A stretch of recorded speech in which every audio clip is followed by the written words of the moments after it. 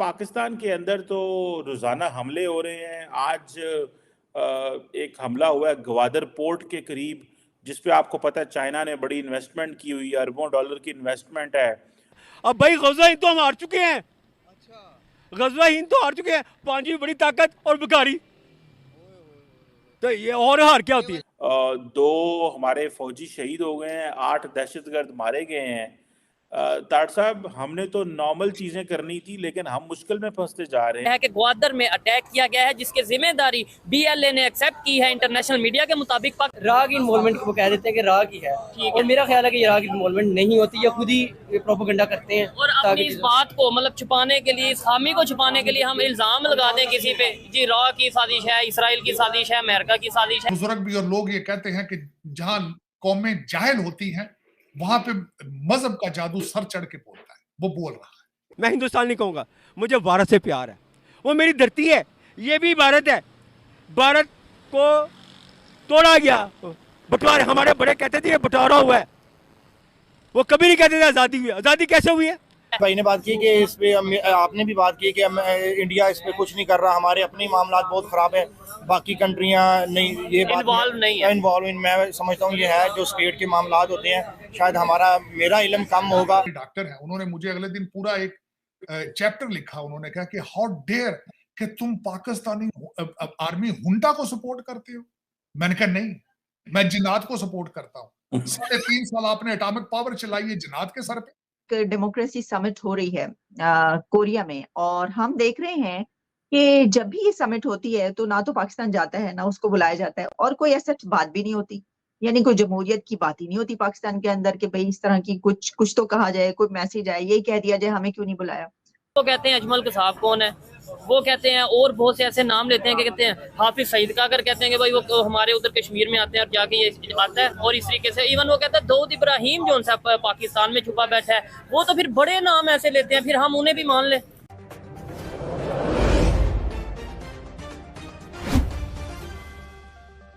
रह रहे थे हम यहाँ पे, ऑबोरिजिन है यहाँ पे रहने वाले, थे तो कौन थे?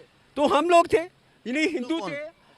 हम यानी कि इस धरती के हिंदू से मुराद है, हिंद लफ्ज़ जो है इसका मतलब होता है मिट्टी के लोग, हिंदुस्तानी। इनको कहा गया, ये जो बाहर के सेंट्रल एशिया लोग आए, इन्होंने कहा ये हिंदी हैं, ये मिट्टी के सब, ये जो मिट्टी का रंग है उसके, ये इस तरह के लोग हैं, ठीक है।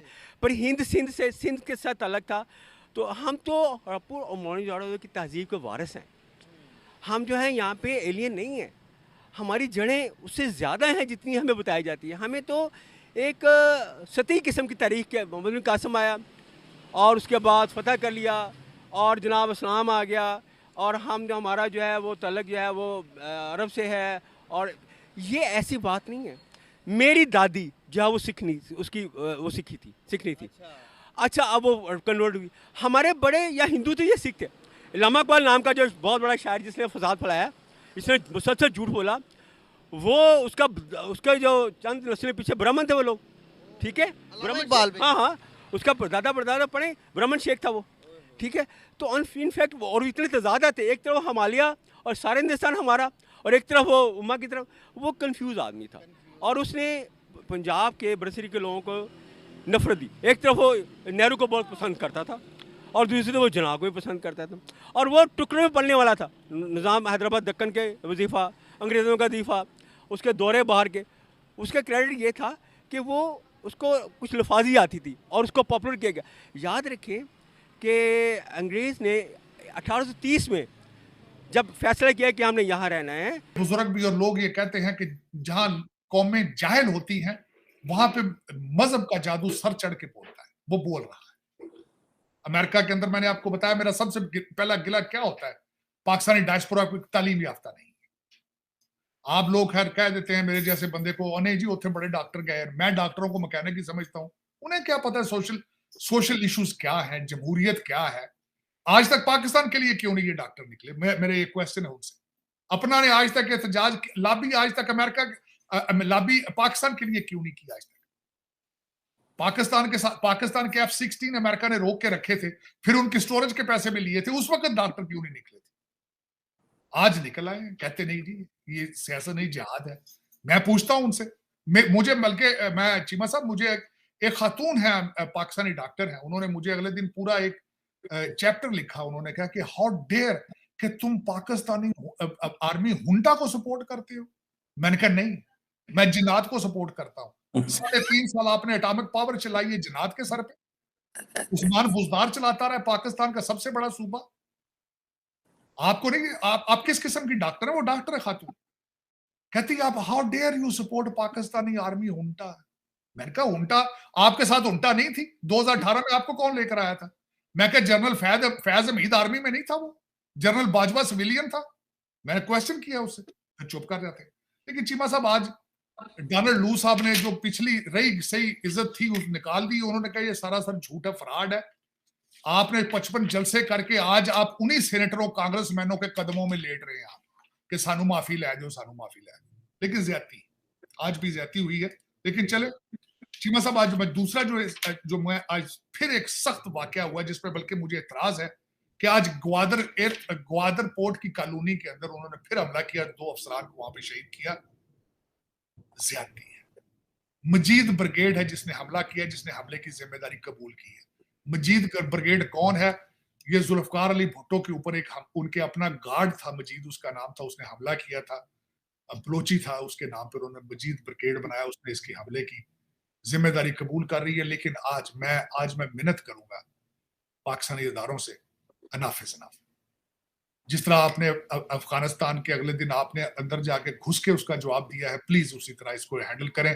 Enough is enough. क्योंकि इकॉनमी आपका सबसे बड़ा प्रॉब्लम है, करप्शन आपका सबसे बड़ा प्रॉब्लम है। खुदारा आप स्मगलिंग रोकें। एक तो सबसे बड़ी बात चीमा साहब, जो मैं आपके अदादो-शुमार देख रहा था, सबसे ज्यादा हमले आपके सूबा सरहद केपी के और सूबा बलोचिस्तान में हुए। क्यों हुए हैं? क्योंकि दोनों के बॉर्डर अफगानिस्तान के साथ। बताना चाहूंगा, पहले इंडिया पूरे के पूरे पाकिस्तान का नाम तो इंडिया था ना सर। अगर पाकिस्तान और इंडिया का नाम था तो अगर हिंद की तरफ होगा तो हिंद तो पाकिस्तान बनता। नहीं। जो असल में बड़ी इंटरेस्टिंग बात यह है कि जो तारीख बताती है कि जो तारीख एंशिएंट हिस्ट्री बताती है कि जो असल हिंद है वो हमारा इलाका ही है, हमारा इलाका ही है, जिसमें 5 दरिया बहते हैं, दरिया सिंध गुजरता है। ठीक है, दरिया सिंध से तो बना ना सर इंडिया, सिंध और हिंद। ठीक है, अब लेकिन इसमें ये है कि जो ज़रूरी हम समझना कि जो तारीख है वो तारीख है। हमने इस नस्ल ने, अगली नस्ल ने वो तारीख में जिंदा रहना, तारीख को समझना है, उसके मामला समझने हैं कि हमारे साथ दगा कहाँ हुआ, हमें नफ़रत का जहर क्यों पिलाया गया। लेकिन बात यह है कि ये हल जो है हमेशा वो मौजूद सूरत को देख के होता है, वो मुस्तक़बिल के अमकानात को देख के होता है। तो मुस्तक़बिल अमकानात क्या हैं? मुस्तक़बिल इम्कानात हैं कि आज दुनिया ब्लॉक्स में बदल रही है। यूरोपियन यूनियन बन गया, एशियन यूनियन बनती जा रही है।